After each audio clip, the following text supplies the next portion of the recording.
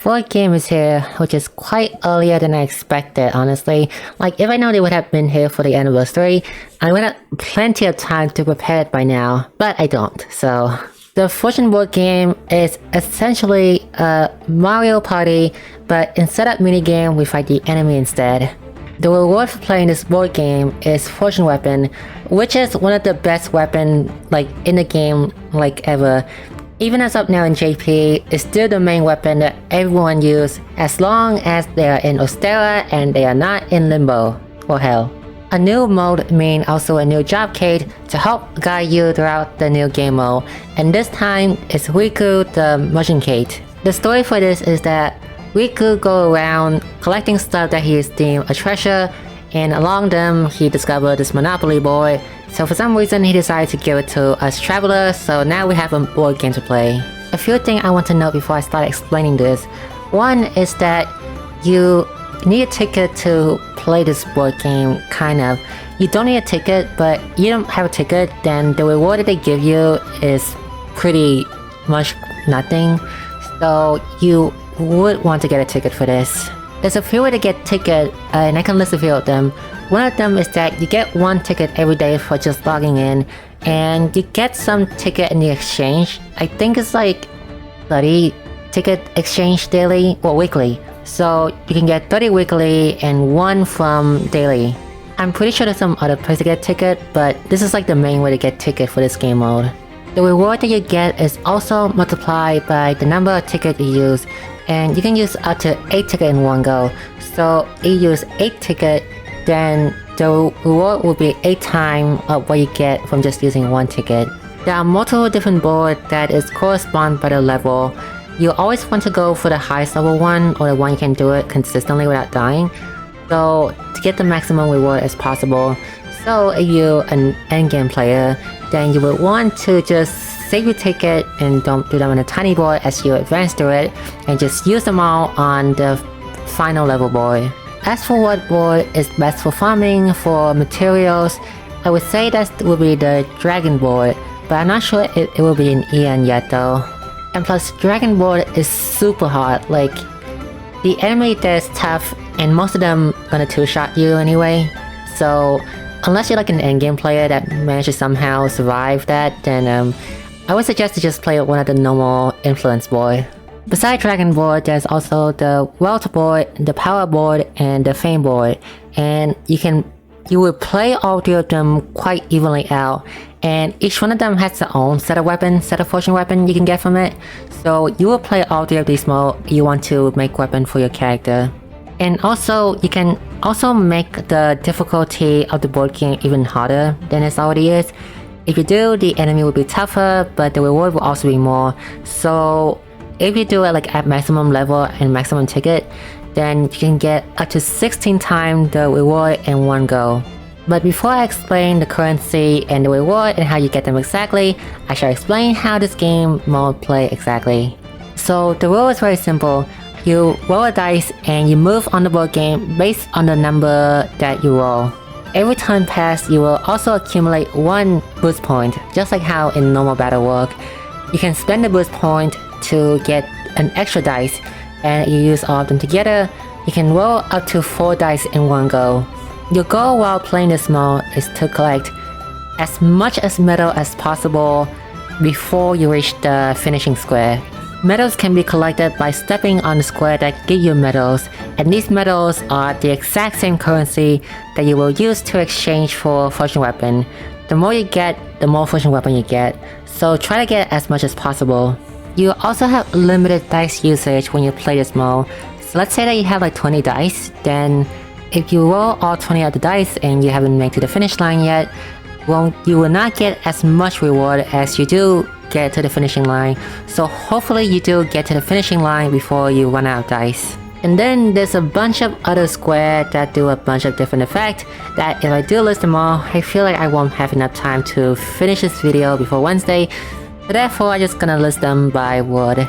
There's a normal square where nothing happened, there's a square where you get metal, there's a square where you lose metal, there's a square that you get time to the metal, there's a square that you lose all your metal. It's kinda like bankrupting in Wheel of Fortune, like super awful to step on. There's a square where you move if you step forward, there's a square where you move if you step backward, there is a treasure chest square where you can get stuff like leaf and experience nut and some other stuff. There's a black chest square where you get some of the rarer material, even like soul fragments or even more coin. There's a square that can use some extra dice, there's a square that loses you some dice, there's a square that explodes when you step on it and your entire team lose HP. There's a square that when you step on it, you'll lose SP for the entire team. There's also a square that fully activated and restore your party HP and SP. There's a square that if you step on it, one of your teammates will die immediately. There's a square that increases the strength, like the difficulty of the board game. There's also one that decreases the difficulty of the board game. There's a square where you fight an enemy. There's a square where a random thing will happen and you step on it. It can be good, it can be bad, it's random. There is a square that teleports you somewhere on the board game. There is a square that restart you all the way back to the starting point, which by that point you might as well just give up already. And there is a boss fight square where it can also serve as a checkpoint square. Oh, and what I mean by checkpoint square is that you get medal as you walk through the board game, but if you die before you reach any of the checkpoint, you will lose all of them. But if you die after you reach a checkpoint square, you will at least keep everything you have up until that checkpoint. And that is all the different square effects in this board game mode. When you get to the end square, you also get to roll dice that will multiply your total medal amount by the number that you will roll. So if you get to the end, you will get a ton of reward. So make sure you always reach the end square. This game mode is fun at first, but when like the literal best weapon series is based on playing this board game, it will get grindy and eventually this board game will not be as fun anymore, because that is what happening to me, because I have like a bunch of fortune weapon I grind up for my character. So if you want your character to be the strongest, then prepare to play this board game a lot of times. Before I talk about the medals and reward, I do want to notice something, is that you cannot exchange for fortune weapon if you haven't got to Bestow of All yet. So if you are not in Bestow of All, then you cannot get fortune weapon yet. You can play the board game, but if you want to exchange for it, you have to get to Bestow of All to start. The medals are not universal and they're split up by 3 different influences, which is wealth, power, and fame. If you do like the power board, then you only get power medal. But let's say you do something like the dragon board or like some other board that is not an influence focus, then the medal you get will be random every time, or you get all 3 of them at once. As for what you can exchange from the medal, there are a bunch of rewards, but the main one for now is fortune weapon and the yellow soul and the rainbow soul. And also in the near future, A4 accessory of the 4-star unit. The fortune weapon are split up in the exchange evenly throughout the influence. So for example, if you want the fortune sword, you would get power medal from the power board and exchange them for the fortune sword.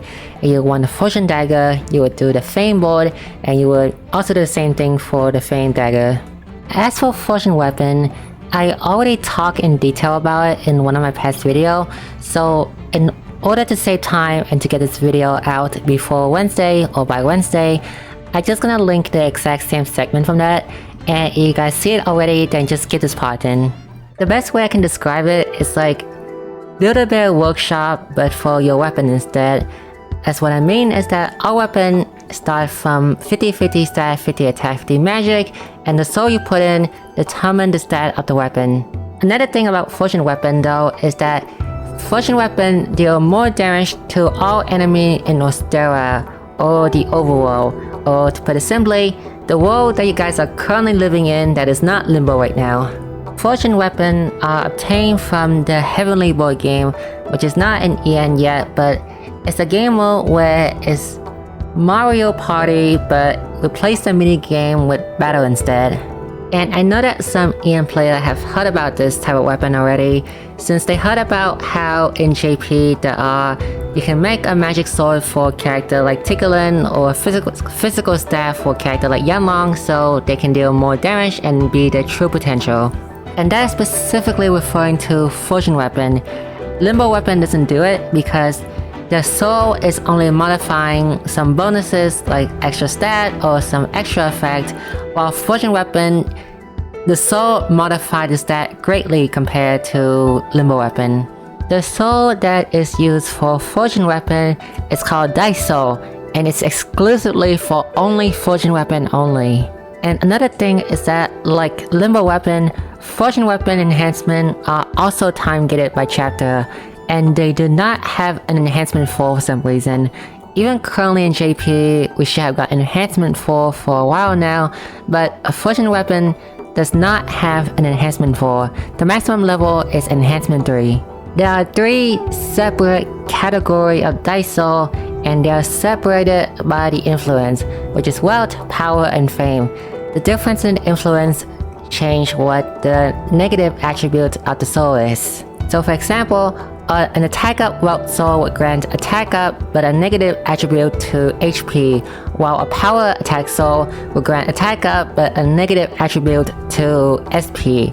So the different type of influence on the soul changes what penalty you will get on your soul.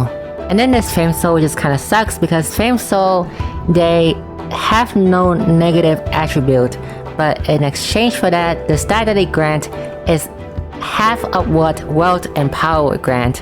So therefore, Wealth and Power Soul is more preferably used compared to Fame Soul. There are only 2 rarity for a Dice Soul, and they are Rainbow and Gold. The only difference is that Rainbow Soul grant more stat than Gold Soul, and each forging weapon all have the exact same 4 slot for each soul to put it in. There are Rainbow Dice, Gold Dice again, and then a Star Soul. All of the forging weapon, regardless of weapon type, regardless of the type of weapon, will always have these same 4 slot.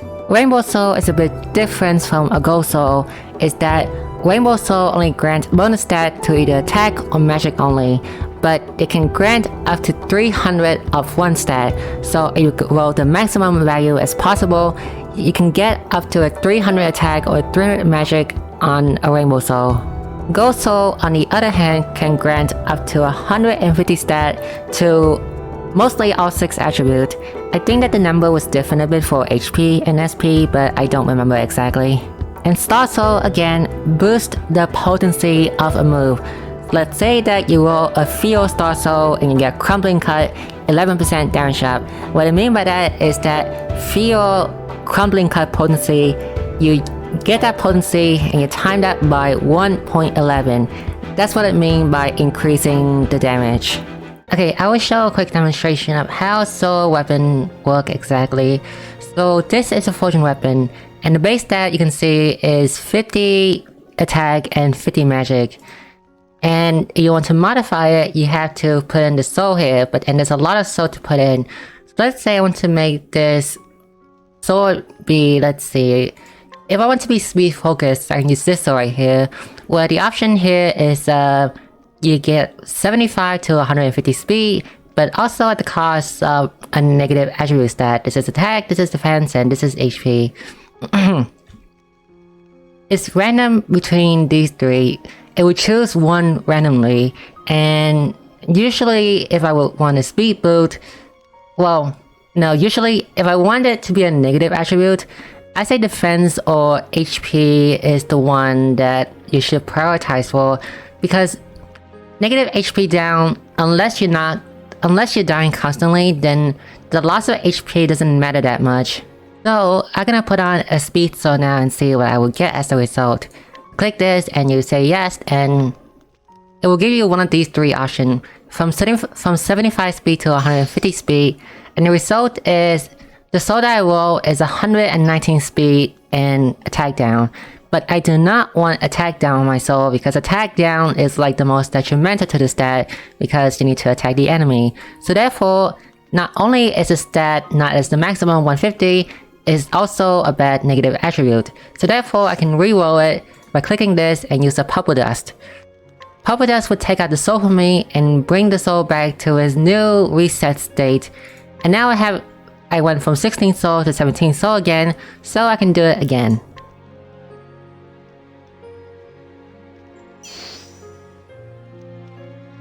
This one is 98 speed, which is worse than the last one, and defense down, which is not as bad as attack though.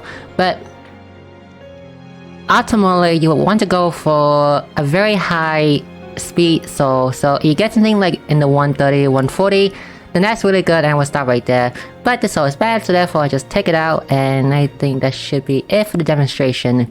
You have up to 3 slots to put it in. The first, second, and third slot are for putting in the dice soul to modify the stat, and the fourth slot is for... Oh wait, I don't have any. I forgot to buy them! The first slot is to customize a character potency move. A star soul, like I say, is used for both Limbo Weapon and Fortune Weapon, and they raise the potency of a single character move, specific move. Note that you cannot buy the yellow dice soul individually. You have to buy a box that will roll for one of the random soul. So you would want to buy a multiple box, and you want to roll from multiple of them, and hopefully you get the soul that you want. As for which influence is best for buying dice soul for your Fortune Weapon, the consensus are, if you want Rainbow Soul, then both Wealth and Power is good. If you want Yellow Dice Soul, then Wealth is the best one. And if you want... Actually wait, Fame Soul has nothing good to it, I think. The only time you want to use Fame Metal to buy Fame Soul is when you want to buy SP Soul, because the Fame SP Soul give the most SP compared to Wealth and Power, but everything else, Wealth and Power is better. And to explain quickly why would you want to use Wealth Soul over Power Soul, the answer is that the negative stat that they give on the Wealth Soul is not as severe as the stat that they give on the Power Soul. Power Dice Soul gives stat down like speed down and SP down, where both of those stats are important to your character, so it's kinda detrimental to them. While Wealth Soul does that, but they give stat down like HP down and then defense down, where they are detrimental to your character, but not as much as Power is. So that's why Wealth is always the better one. And then there's Fame Soul, which I said in my past video already, is that they don't have a negative stat down, but because they don't have that, the stat that they give is also not as much as Power and Wealth. So with the exception of SP Soul, you would always want to use Wealth Soul for your character. And finally, is whether you should use Fortune Weapon or Limbo Weapon on your character. The answer is, if you're in Orsterra, you use Fortune Weapon. If you're in Hell, then you use Hell Weapon. There are some cases where you want to use Hell Weapon in Orsterra, and the only case I can think of is when a character hit a damage cap. Fortune Weapon does not have a way to raise the damage cap of the weapon, only Hell Weapon does that. So if you have character that can hit damage cap very easily, like Oberic or 2B, then it's better for them to use the Hell Weapon than Fortune Weapon. But do note that your Fortune Weapon does deal more damage than your Hell Weapon. So if you barely hit the damage cap, as in you only hit it when you crit and not consistently all the time, then it's still best better to use Fortune Weapon, because you do lose some damage when you switch to Hell Weapon in Orsterra. Oh, and as a side note, the Bestow of All 2 weapon had the exact same stat as the Limbo Weapon from Bestow of All 1, so you don't have to grind for it, and it's better to just focus on grinding for Fortune Weapon instead. Honestly, don't even try to optimize your soul slot now. Save all of them, so when eventually Bestow of All 6 come out, the weapon there is the best for you to put the soul on, so just save it for when that happens. Instead, focusing on optimizing the soul of your Fortune Weapon instead, because you will use it until the end of this game. Probably. And that's it for the Fortune Weapon and the board game. If you guys have any questions, then do ask them in the comment. Hopefully I explained everything clear enough. But that's it for now. Bye bye!